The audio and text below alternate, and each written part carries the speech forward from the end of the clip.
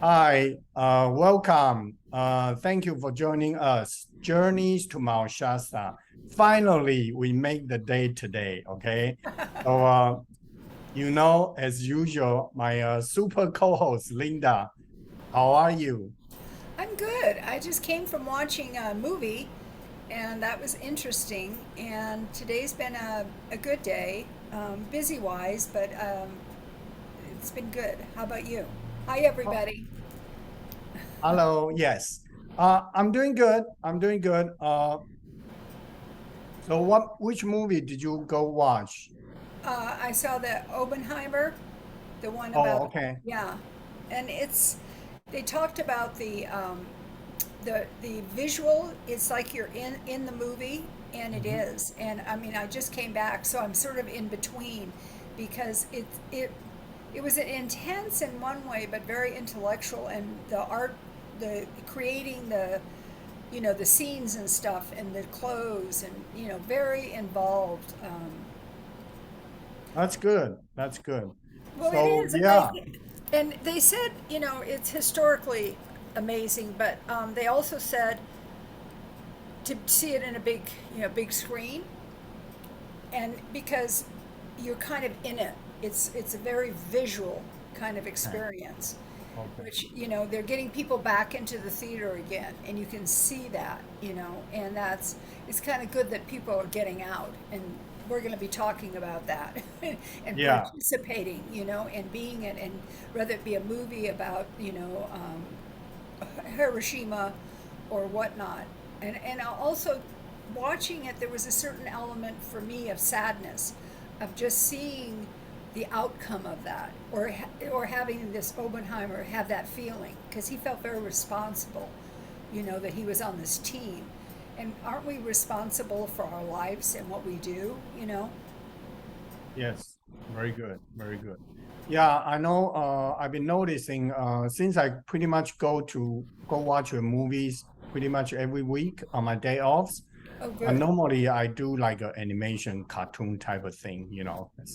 I have a young. I'm I'm I'm young in my heart. That's why I probably. Right, right. You know what? I'm going to turn the air conditioning off just a second, because then I can hear better. Just a second. Okay.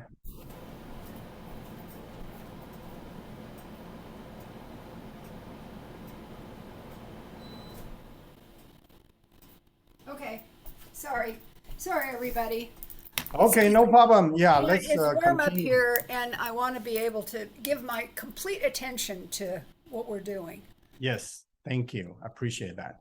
Yes. So, yeah, we've been scheduled this session for several years, not several years, several weeks Several now. nights. Right, right, But right. things come up, and then that's why we kind of just kind of keep postponing. But today, very good day. That yesterday was Linda's birthday. Happy birthday! Thank you. Thank you. Yeah. So yeah, actually, Thursday we were actually scheduled on Thursday and then try to do this, but then something came up and we just postponed it.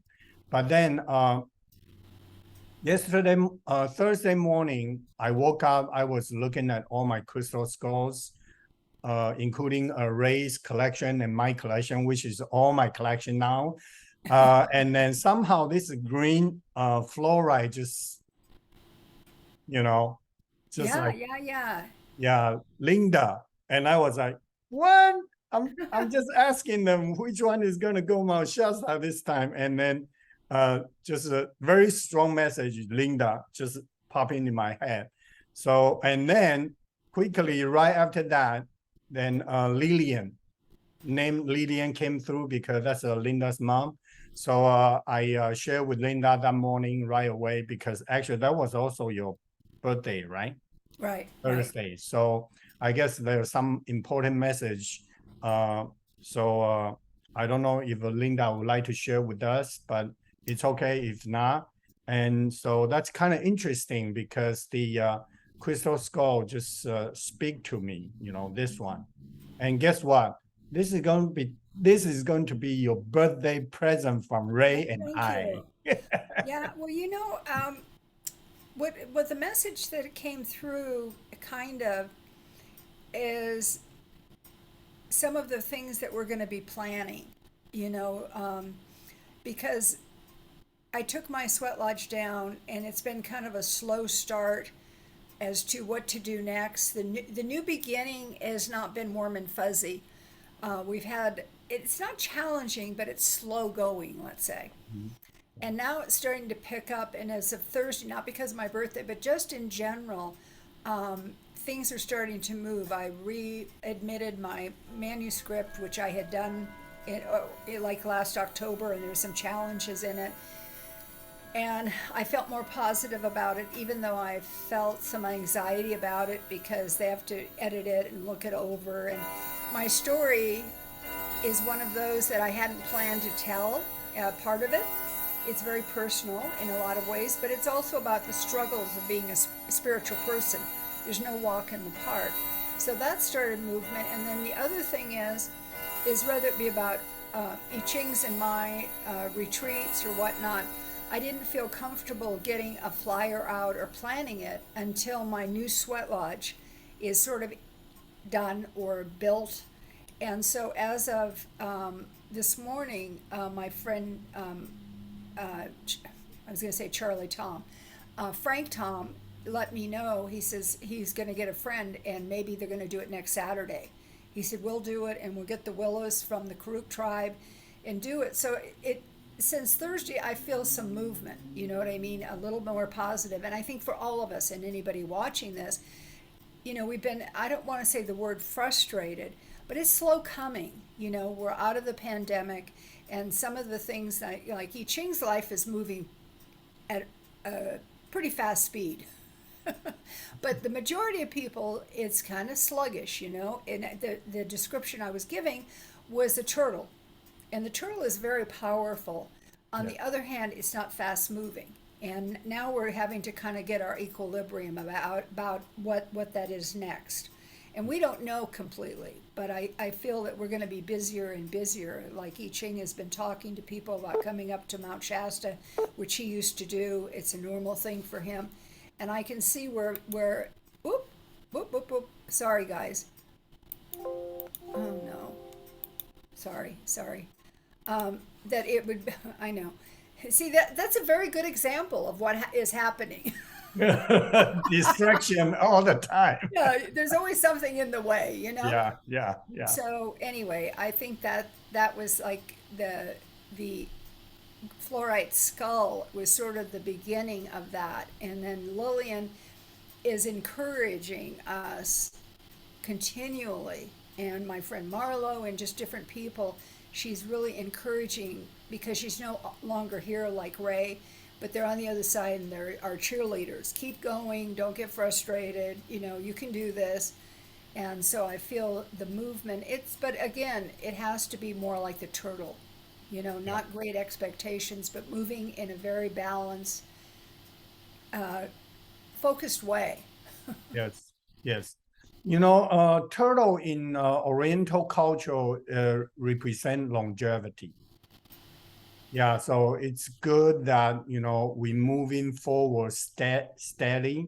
So that way we over time we build up the foundation, and then it's getting stronger and stronger. So when we're ready to speed up, we will not fail. And that's very good because I believe that spirit always teach us the lesson of be patient, and that's what our society don't have. That's Right. one of the attributes that we don't have, That's why, especially we're on this spiritual journey, awakening, that, this is probably the more obvious lesson or challenge that all the time is coming up, in front of us. Yeah. Well, and when things get in the way, I was having trouble with my computer and my printer, and being impatient, I want it like fixed like now. And then I had a friend come over and we had a really nice time doing it. And it's again, and this is the first time as you're talking about the turtle, this is really the first time I've had the turtle energy like this. Okay. you know, and like you said, it's a very balanced, slow moving, structural, and it feels like that's what it's supposed to do, you know, and I'm supposed to do.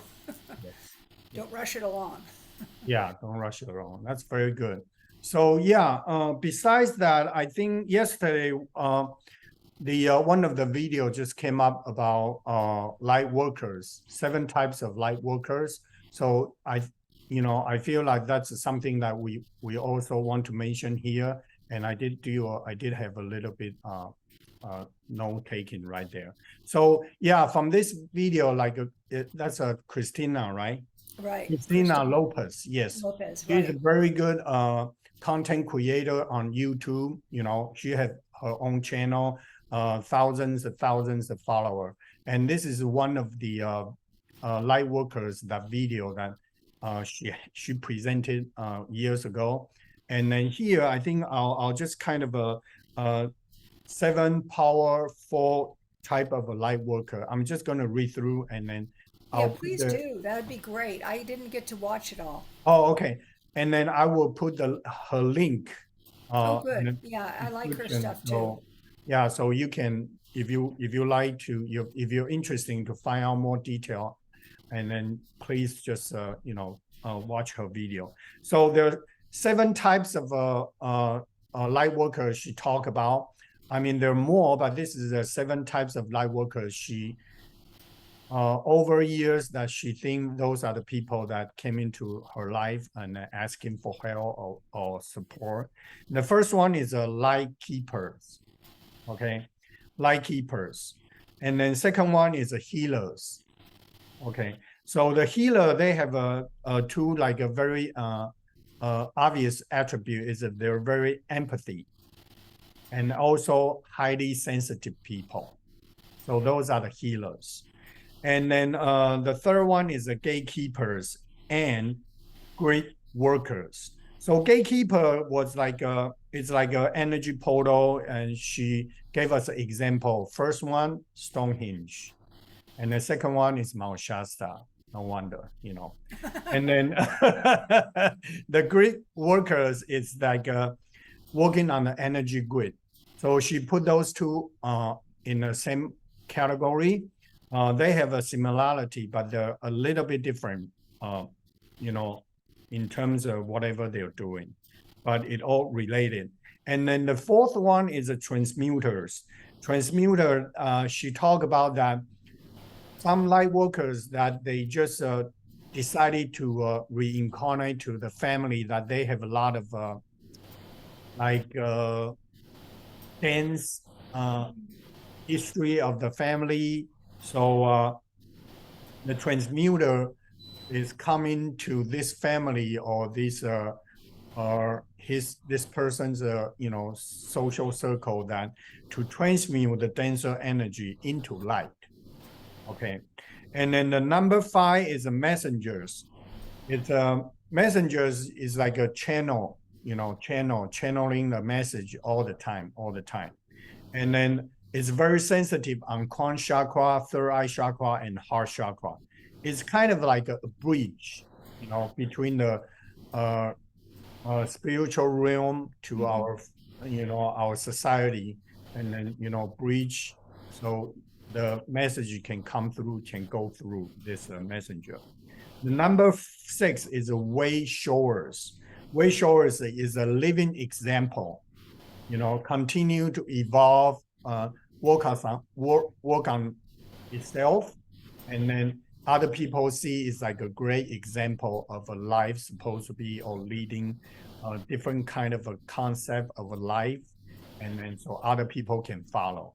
And it doesn't mean that this person have to be like a huge fame or like on the stage all the time, a lot of follower, but it's just like a life example for other people that they can see, they want to follow, And the number 7 is a blueprint holders. And then here it talk about like a twin flame, and also like a sacred partnership.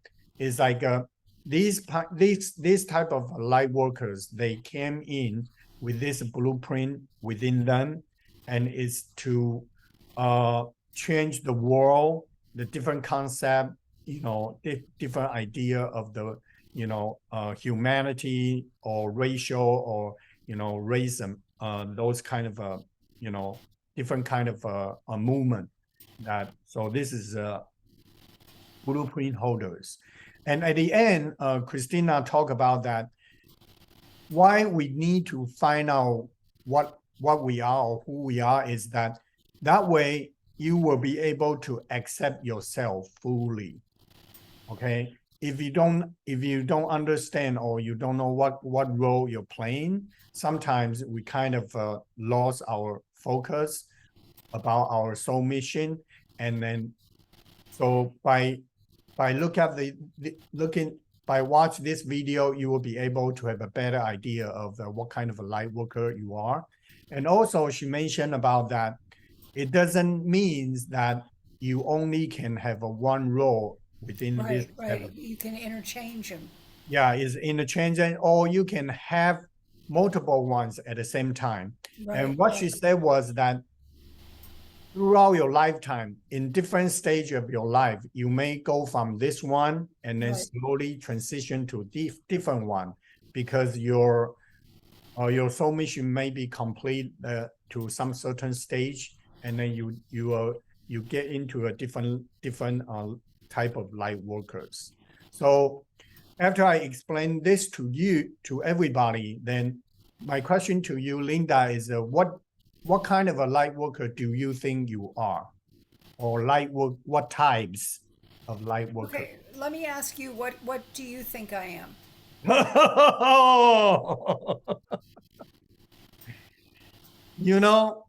Since I'm a little bit of every one of them, so I would say you are as well. Yeah, because you've been on this journey for so long, and you throughout the learning progress, I'm sure you also one of them many, you can be any of them. Yeah, it switches all the time, and it depends upon what is needed, and also, like, even the channeler. I did a client recently, and she asked me about something after, and I've done this, and like when I first met you, you said you don't remember, do you? And you're channeling a lot of times, and my one client I've had for years, she said, "Okay, Linda, I'm going to tell you what you told me," and she said, "I know you don't remember." Because I've done it so many times. And so the channeler is very natural for both of us. But the thing is that, again, a lot of times that's from the higher consciousness. So we may not remember, even though it might be full of wisdom and great. So it switches all the time. And you can't predetermine the channeling. It just happens. Yes. You can't, it's not something that you can decide, I'm going to channel.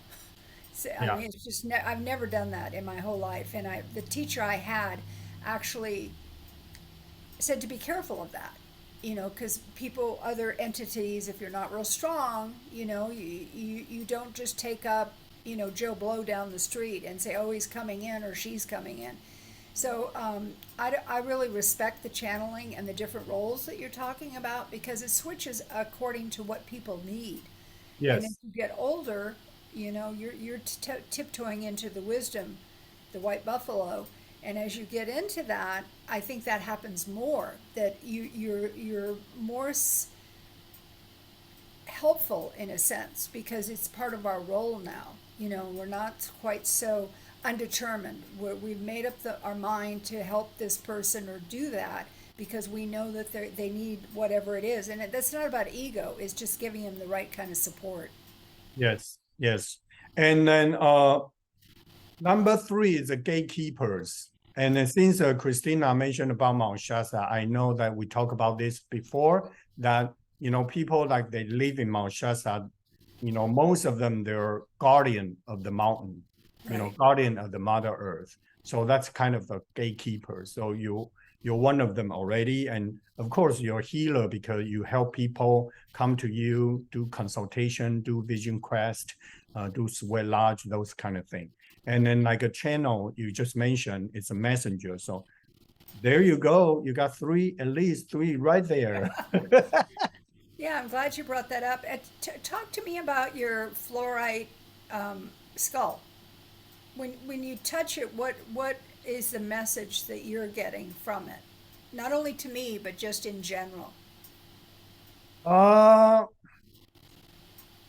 because I'm very big on this chakras, Right, and so I didn't try to receive any message because the crystal said Linda, right, Lillian. Then I just immediately I say, okay, this is the homework for you. But since now you're asking me, actually, flora is right here. I right. feel the energy already, so I'm gonna go with the chakra colors. Okay, So green is a heart chakra, and then also fluorite uh, itself is resonate with all chakras because the fluorite has so many different colors from like a purple, blue, and the green and the yellow, even like a pinkish. You can find some pinkish fluorite as well. So that's why it resonates with all chakras. With a different color, is going to be resonate specifically for the that chakra.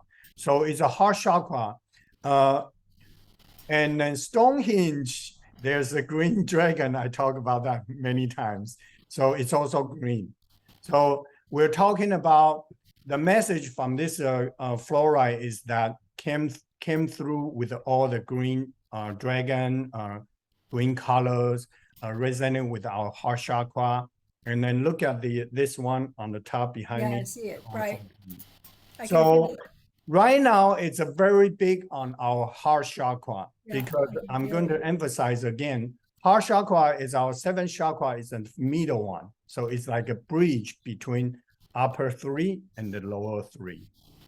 So that's a message just came through once you ask that question. Right, So I believe the message will be more specifically is okay, focus on your heart chakra and then go within, and then the healing comes out within yourself. right. And just meditate with the green color, or go out to a nature, just lay on the grass and just relax and just let go and then refresh and recharge from the nature. Yeah. Well, and the thing is, since for the last 3 years, I've been doing these journeys pretty consistently. And the thing that has changed in the chakras is, again, like you said, the heart chakra. One of the things that is absolutely essential now is to learn to love ourselves. Yes, And, that's right. all your idiosyncrasies, how you just didn't do this or you didn't do that.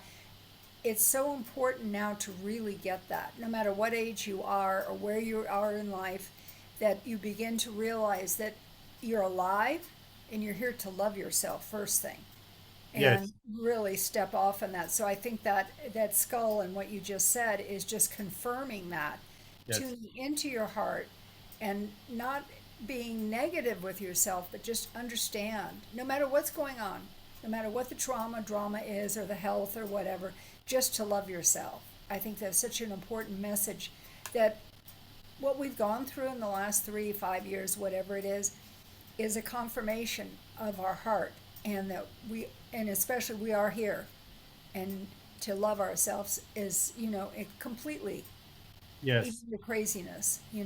Yes. So this is kind of validate whatever Christina said about accept yourself fully. Right, So that's the idea. So many people, content creator, they constantly send out the message, and I think we are all synced together. Doesn't matter about where and time, and right. eventually, the important one will stands out. Like we talk about this today. I mean, we didn't do any rehearsal or anything. We just We didn't plan oh it. oh let's go with the flow. That's our style. Well, I think it's, again, going back to that channeling. It's what is coming through for both of us to share with people, because being in the spiritual life is not complicated, in the sense of just go with the flow, because you will be divinely guided, and people will be able to be open to hear what we have to say about it, in doing that. And a lot of times it's like Christina's. That's like I said, she's one of the people I like because she's very down to earth and very real, and not, and those are the people on YouTube that I tend to listen to because they're more like me. Yeah. Yes. Yes. So yeah, that's pretty much it for that. We're going to move on to the next topic so we can cover more. Just a few days ago, there's a lady just came into my shop, and then she was just looking at this shop. She thought it was a Japanese shop. So I started talking to her, and then she came in with her daughter. And then, of course, the singing bowl and this and that. So it kind of triggered the conversation more. And then, so I talk about the Mt Shasta, retreat, this and that. And she was very interesting. She said, when are you going to have a group? So I kind of share with her, since last year, Mt Shasta had me do the podcast and then slowly prepare. So I'm thinking about maybe September. So, so I just told her we go with the flow. And then I told her, if you're interested, if you want to find out more, then come back. She also like to do art, paintings. So you know what? She came back yesterday. I was like, oh, good. Oh, good. I'm not surprised. Yeah. Because, most of the time people, they say, oh, I'm going to come back, never come back. But she just kind of broke the record. She came back and asked me about, she think I'm a very interesting person, a lot of experience or, life experience. Well, you are. Yeah. You have a lot going on. Yeah, so I share with her the first story I will share, first experience I will share about Mt Shasta on my first trip is a deer family. So then she said, in my Texas home, in the backyard, every day deer come to visit her. I was like, okay. So that was very interesting. So we'll see what's going to come through about the retreat September. But we'll just go with the flow, follow the guidance from Mt Shasta. If it's meant to be, then this will happen. And if not ready somehow or somewhere, then we'll just be it'll happen. It'll happen in divine order and doing that. And it's like you said, having the right amount of people, like a small group, so you can really connect with each person, and because coming here what people, okay, there's all kinds of tours and this and that, but really just being in nature, down at your park, or it could be at the headwaters, it can be at the Peace Garden, it can be in the meadow. Just being here, you feel it. And like I always say, my favorite way to do sessions is going for a walk, because the things that come up as you're walking through nature in Mt Shasta is often very different than sitting in a living room or a private room eye to eye, because it goes with the flow, and the mountain just pulls this thing out of what needs to be talked about. And it doesn't have to be drama. It can be even wishes and, more positive dreams of, going on a trip, or, wishing you got married, or maybe even, all kinds of stuff. And that's the thing that the mountain does. I just was telling this gal that I did the reading for, she's gone through a lot of changes. She got a drum from our friend Anne. And I said, but that's how the mountain works. And I said, when you leave here, I want you to really continue digesting it, because people think, you're here, this is happening. But really, when you go wherever home is, it could be Seattle, it could be in the Bay Area, is when you really tune in, and often will have dreams. My one friend Marlo, when he left here, it took him like 2 weeks, and then he had some very prolific dreams that were based from here, to sort of digest on it. And a lot of people don't realize that it may not be when you're here the whole time. Really, the digestion will be as you get home, or you get on a plane, whatever it might be. And that's how the mountain works. Oh yeah, so that's kind of interesting. When I kind of drifted away from what I'm supposed to do, then Mount Shasta send somebody interesting come into a store and For then you to talk about it, right? Yeah. That's the way the mountain works. It just does. Yeah, yeah. And actually today there's another lady came in and she thought this is Japanese store again, but then she came in, so we start talking, and she also liked my art, artworks in the store, and I play a little bit singing bowl for her, and so we start Nice. talking, and that's kind of interesting. 2 days in a row, 2 days in a row. That's the way it works, though. It's so interesting to even get in the conversations about Mount Shasta. Yeah. Even this little group I have, the one gal, I met her on Vision Quest in the year 2000 in Georgia, and we went to the Blue Ridge Mountains and did her Vision Quest, and I did a women's group there with my friend Keitra, and then all of a sudden she called me and said, I'm moving to Mount Shasta. And she lived here for like, I don't know, 5-6 years, and now she's in Arizona and she's in this group. So we're constantly referring to, not only I'm bringing the mountain back to her, but also when she lived here, about the experiences that are still working on her, because she moved from here to Ashland to Seattle, and now she's in Arizona. But the mountain is still doing its magic, and she's in this group and has been in the group, I don't know, maybe almost 6 months, and it's kind of like, I call it Linda's Way, and it's about writing and having affirmations and really just checking in and being real and being intimate. And here we are after all these years, and what is that, 13 years? No, more than that, 23 years, because she did it in the year 2000. 2002, so it's, what is that, 21 years, here we are, doing a Zoom group. But that's the way the mountain works. It's just is the way it is, So yeah, anything else? No, I think we covered a lot of territory. Yeah, very good, very good. Everybody have a good week, and we're kind of coming off the new moon, and we're moving towards, again, more of a full moon, but we're not quite there yet, and we're digesting what was going on with the new moon and what we're trying to create. Like I said, it's kind of a slow start, but keep dreaming and keep thinking about it. Yes. Oh, okay. I think we got a lot covered today, and then so thank you, Linda, for being my super host. Thank you, everybody. I really appreciate it. And then next time we need to talk about your event on October. Yeah.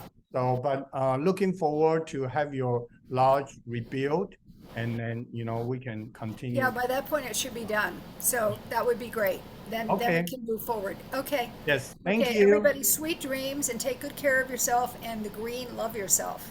Yes. We'll see you next time. Thank you. Bye-bye. Bye.